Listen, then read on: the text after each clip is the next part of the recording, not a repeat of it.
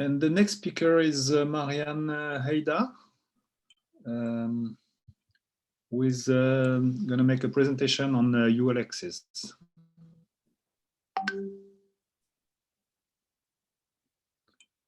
Okay, we need to have the screen shared from Cagliari.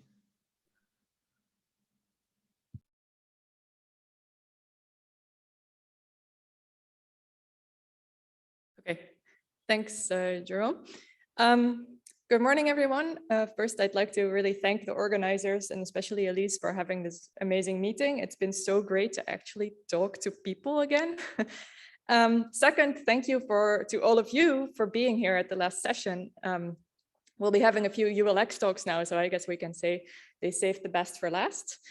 So I've been asked to give a review on ULXs, and because they haven't really been mentioned much this week, I'll give a very broad overview of where we're at, what I think are the most interesting recent results, and important open questions. And keep in mind, this is a very biased view of an optical observer, so please don't ask me about bispectra and stuff like that. And if I don't mention your favorite result, I'm sorry, please don't take it personally. I only have 25 minutes. Okay, so to get everyone on the same page, ultraluminous X-ray sources, or ULXs, are X-ray sources that have a luminosity that exceeds the typical Eddington luminosity of a stellar mass, a 10 solar mass black hole. So this is a very empirical definition. It does not include AGN or low luminosity AGN, so these sources have to be off nuclear. Almost all of the sources that we know at the moment, which is several hundreds, are extragalactic. We can argue about SWIFT-J0243. SS433 is definitely, or we think would be, a galactic ULX if we were to see it more face on, but it doesn't technically fit this definition because it's not a bright X-ray source. And the question is, of course, how do you get these high X-ray luminosities? So originally, when they were first discovered, the most, exciting explanation was that these could be more massive black holes. Of course, it's easy if you want to exceed the Eddington luminosity for a 10 solar mass black hole, you simply put in a more massive black hole and you're done, right? What also played a role is that when you look at, say, not too great signal to noise X-ray spectra of ULXs, you can actually fit, say, a normal disk black body and say, okay, well, the temperature here indicates that we are looking at the black hole, say, hundreds or 1,000 solar masses. So people were really excited about the idea that these could be IMBHs. More recently, with better X-ray spectra, and especially since the discovery of X-ray pulsations from ULXs, I think the IMBH explanation has sort of gone out the window. There may still be one, two, maybe a few good candidates among the ULX sample, but most of them really looked at their super Eddington stellar mass compact objects. I'm not even going to say black holes anymore, because the only compact objects that we know for sure are there are actually neutron stars. Whether or not these things are microquasars depends on your definition of a microquasar, so I will leave that question to Jörn and Sarah. And with that, I think we can start here. So this is a typical good ULX spectrum here at the top, compared to black hole binaries in the hard state and an AGN. And you can see that if you don't have, say, this nice red and black new star data, and if you, say, lower the signal to noise of the blue parts a little bit, you could still think, okay, maybe this is somewhere in between a black hole binary and an AGN. But with this clear high energy cutoff, that really is no longer viable. And as I said, we know that actually neutron stars can produce these 10 to the 41 ergs per second sources, assuming, of course, that they are not strongly beamed. So all these luminosities are assuming that we're looking at something that's emitting isotropically. If they were actually beamed by high vectors, then of course you can get by with much lower luminosities. But the evidence that we have so far is that there may be some beaming, but not an awful lot, say factors of a few maybe, but not of hundreds. And it looks like especially these neutron stars are really accreting, or at least emitting at super Eddington luminosities. So here's say, a toy model of a ULX. This is from Ciro Pinto's paper on NGC 247. Just to be on the safe side here at a microquasar meeting, this is an image with a black hole and a jet. I would actually say that those are probably the least certain parts of this picture. What's important here is that we have an accretion disk. We think that on the outside, this looks like a fairly normal thin disk, but the inner part of the disk is really very, very puffy because this is where we exceed the local Eddington limit. Whether or not you can talk about a disk here is not really clear, I think, but we definitely think that this is a much thicker structure that is also launching some very strong winds, which we'll get back to. And this inner sort of puffed up structure is sort of funneling at least some of the emission that's coming from close to the compact object. So if you're here, if you look at the viewing angle, this is what explains the different kinds of ULX spectra that we see, or at least this is one of the explanations that we have. So if you look at very high inclination, very low inclination, you can actually see into this funnel, you see the hard X-rays. If you're going then to lower inclinations, you start seeing this wind. And if you go to even lower inclinations, you don't see the inside of this funnel at all. So then you would go into the realm of what we call the ultraluminous super soft sources, or the SS433 type sources, where we're really looking from the side and you don't really see what's happening close to the compact object. Then, of course, there's also a donor star out there. These are very near and dear to my heart, and they sometimes tend to be forgotten. So I just put it in this picture to make sure that, to point out that there is actually something providing the mass. And we don't know very well what these are either for ULXs. Okay, so looking at X-ray spectra in a bit more detail, it's been clear for years now that, in fact, this simple picture of ULXs being a scaled up version of a normal X-ray binary is probably wrong. Jeanette Gladstone here, for example, put together this nice series of very high quality XMM spectra, and she could already tell that there is probably this hint of a turnover above 10 keV that's not seen in normal X-ray binaries. And she distinguished 3 different ultraluminous states that I think she called the broad and disk, the soft ultraluminous and hard ultraluminous state. What exactly these different states are related to is still not entirely clear. It could be something to do, the original idea was that it had something to do with how super Eddington your mass supply is. It could also be a viewing angle effect. Then when NuSTAR came around, this clearly showed that yes, the spectra do fall off above 10 keV. And I think sort of the best standard now is that you can fit all these ULX spectra. You need some sort of hot black body component. You need, a cool black body component, a hotter component that is cut off above 10 keV. And then in the highest quality, especially NuSTAR spectra, you see this extra hard excess that appears to have something to do, at least in the pulsars, with the pulsed emission. So this is an example of a ULX, one of the pulsars where you can, where Don Walton compared the pulse on and the pulse off profiles, and you see that the component that's varying is this sort of purplish dashed dotted line, which is really the hardest emission. So that's where we see the pulsations. Okay, so is there a way to distinguish the neutron stars, or at least the pulsars, from the rest of the population based on the X-ray spectra? Unfortunately not. I'm not sure if anybody wants to take a guess. This is Don Walton's favorite spot the neutron star game, based on the X-ray spectra of ULXs. If anybody wants to take a guess which one of these show pulsations, I will buy you a drink if you get it right. So that's these 3. In fact, the 2 at the bottom right are the same source. So there are definitely also sort of state changes within ULXs between these different ultraluminous spectra. Okay, so the takeaway, I think, for the sort of standard X-ray spectral analysis of ULXs is that they really don't look like standard hard or soft states. I still actually see papers claiming on a sort of crappy Chandra spectrum of a new ULX that this is a disk black body. If we fit this, then we get a black hole mass of 100 solar masses. I would take that with several grains of salt, unless people have really, really high quality spectra that can show you that this is really a normal disk black body. The different spectral shapes that we see may be related to viewing angles, and ULXs do show these state changes, I'll call them, and Andres will be talking more about this afterwards. Okay, other cool features of ULXs. Outflows, this is really relatively recent.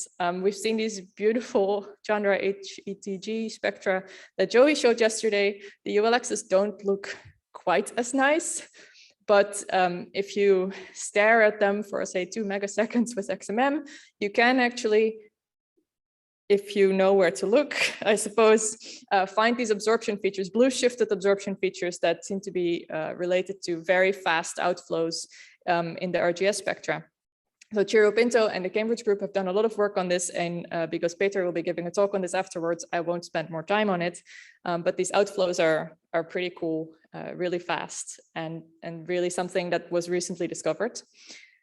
In optical spectra, there is also a hint of outflows. These are a bit harder to interpret, but Sergei Fabrika and his collaborators have been pointing out for a while now that several of these ULX spectra show broadened emission lines. So here we're mainly looking at this helium-2 line and the H-beta line on the left and H-alpha on the right.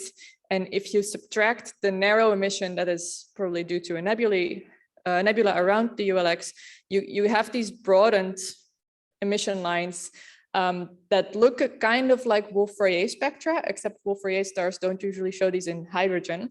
And the idea is that these are somehow related to an outflow, a fast outflow, or a wind, or whatever you want to call it, that is probably related to the accretion disk, but we're not entirely sure. Okay, superorbital periods and off states. So some of, especially the ULX pulsars, now have a ton of data in X-rays mainly, and this is revealing some very interesting variability. So for example, here we have NGC 7793P13, which is a ULX pulsar with a B supergiant donor star.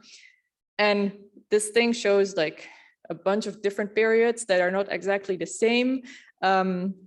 So Felix Fürst has worked on this a lot. And here in the top panel, you can see the UVOT UV light curve. So this is due to, it's dominated by the donor star, and we think the variability is due to irradiation. So you're looking at the irradiated side of the donor moving in and out of your field of view. The middle panel is the XRT light curve, which also shows periodicity, but not at exactly the same period. It's slightly, the X-ray period is slightly longer than the optical period. And the orbital period that we get from the X-ray timing of the pulsar is, I believe, very similar to the optical period. And so the X-ray period is slightly superorbital. So this source shows these off states. So you see it sort of bubbling along for several years at sort of a relatively constant X-ray flux. And then in 2019, it suddenly tanked. It's still sort of off.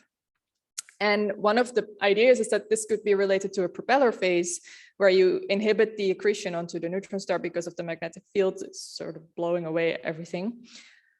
But if you then look at the X-ray timing, the best fit model here actually indicates that accretion onto the neutron star is continuing at sort of a similar rate as before. And if you look at the optical variability, you can see that there the periodicity is still there. In fact, the modulation is even more, it's stronger than it was before, which seems to indicate that at least the donor star is still seeing an X-ray source.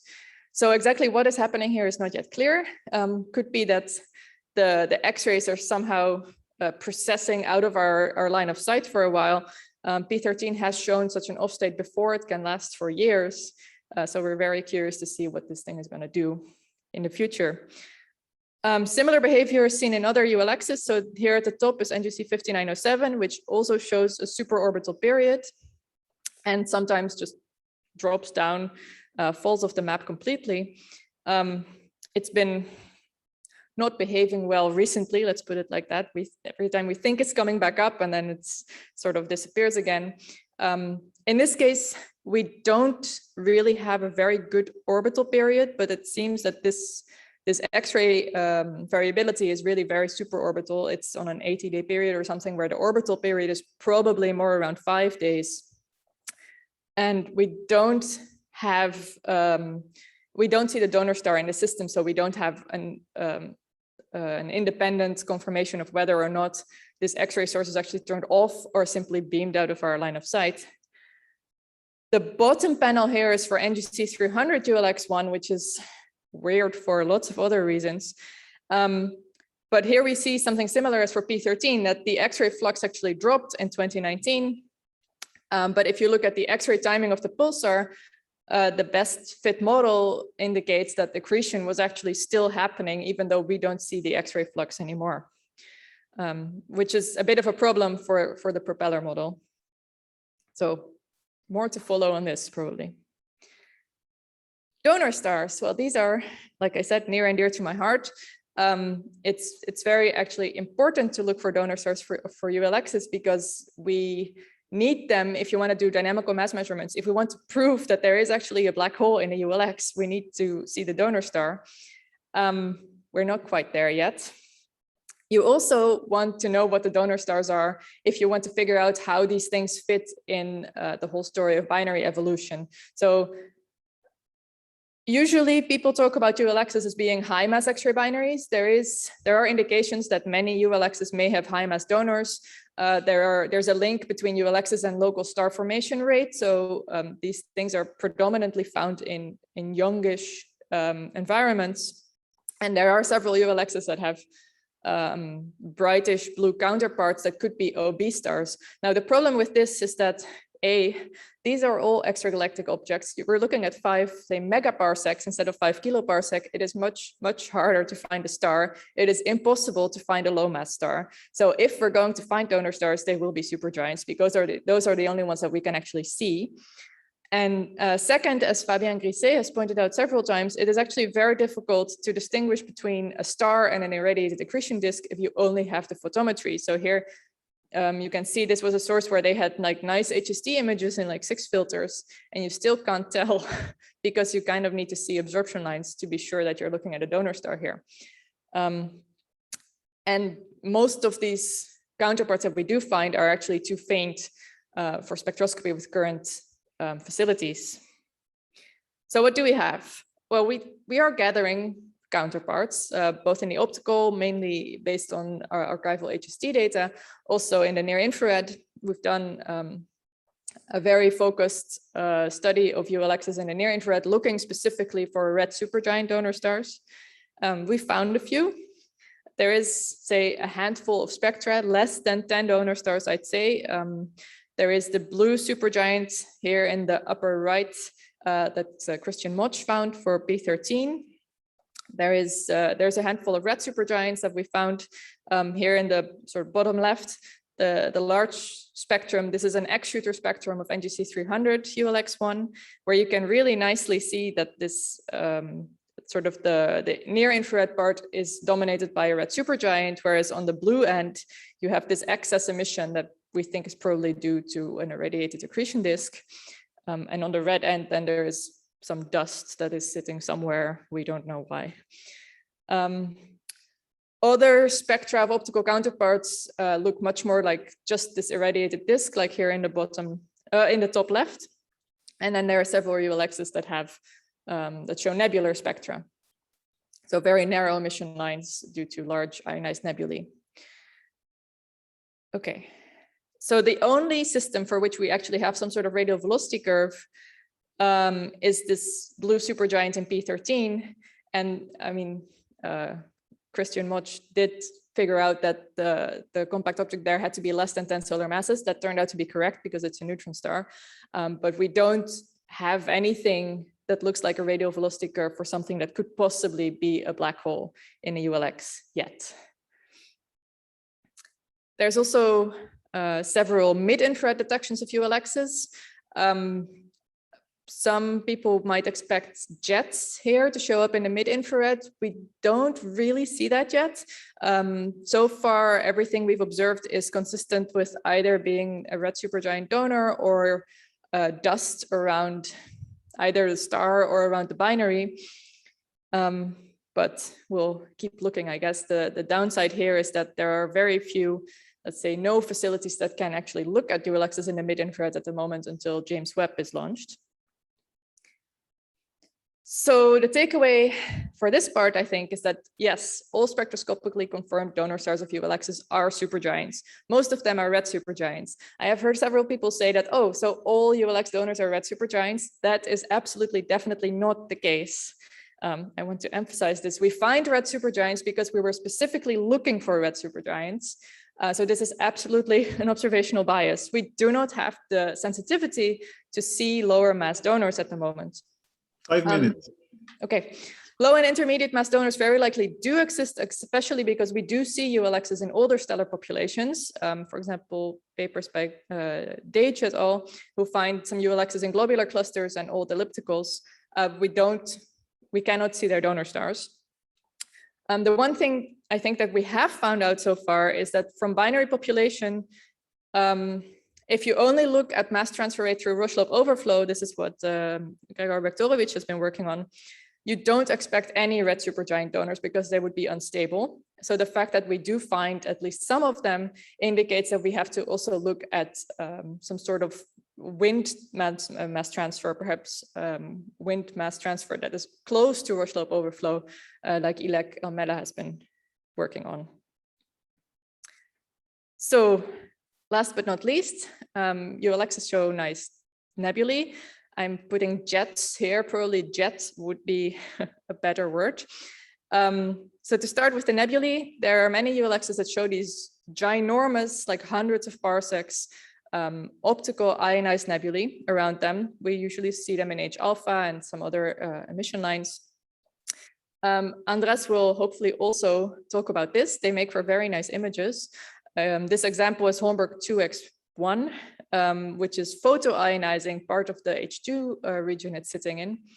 Other ULXs show signs of shock ionization, and these nebulae are very nice because one, we can use them to constrain the beaming factors. So this is, I guess, the best evidence we have, one of the best pieces of evidence that we have that, that ULXs are not strongly beamed. And second, you can use them to figure out what the mechanical output of ULXs is. And Roberto Soria has been doing a lot of work on this and finding that sometimes the kinetic output, say the mechanical output, is similar to the radiative output of energy in these systems. And I think one very cool result is they've been looking for these, say, SS433 analogs, so where you do see like this jet structure, but you don't see a ULX in it. So this is SS26 in NGC 7793 from a paper by Manfred Pacol et al. And so here the background is, I think, Chandra. So what you see is there is a sort of faintish X-ray source in the middle, and then there's these two sort of X-ray lobes that show up where a jet seems to be interacting with the ISM. The contour lines here are H alpha. So this is like hundreds of parsec large. I guess this is really a microquasar, no matter which definition you use. Although we don't know for sure that the object there is a black hole. They've been finding a few of these objects, but it's rather hard to do because you can confuse them with a lot of other stuff as well. So on the jets, David Che has been working on this. This is already a while ago. Radio, detecting ULXs in the radio appears to be pretty difficult because they are rather faint. So David did find jet ejection events from Holmberg 2x1, but other than that, there's no really strong evidence for a radio jet in any ULX. So I think this is where a lot of progress can still be made. Some of the nebulae do show radio emission as well, like you can see here on the right, where there's an optical nebula that is sort of filled with radio emission. Okay, slight detour. I'm at ESO now. I am contractually obliged to tell you all that ESO is a great place. And if anybody would like to visit, please use any of these great opportunities that we have for PhD students. You can do part or your entire PhD at ESO. There's the ESO Fellowship, which I'd be happy to talk more about if anybody's interested. And then we also have a nice visitor program, actually, if anybody wants to visit for like a month to a year, or you can give a talk. ESO is in dire need of some more X-ray binary people around. So if you're interested, please come talk to me or Maria Diaz-Trigo. I'm sure she'd be happy to chat about this as well. And then I'll end with my open questions. So this is a very subjective view. On the X-ray side, I think we really could use a more physical interpretation of the spectra, the state changes, the variability, something that explains all of this is in a nice framework. I think we are sort of moving towards the idea that a lot of this variability may be due to viewing angles, and that precession of the inner disk, if you want to call it that, plays an important role here. How important is beaming? Like, are we really looking at highly super Eddington accretion rates, or is it just like around Eddington, slightly above, and are these sources actually significantly beamed? There is evidence against that, but it would be good to have more evidence there. And there is an entire industry trying to figure out the magnetic field of the pulsars, which I'm not going into further, but that's also an interesting question.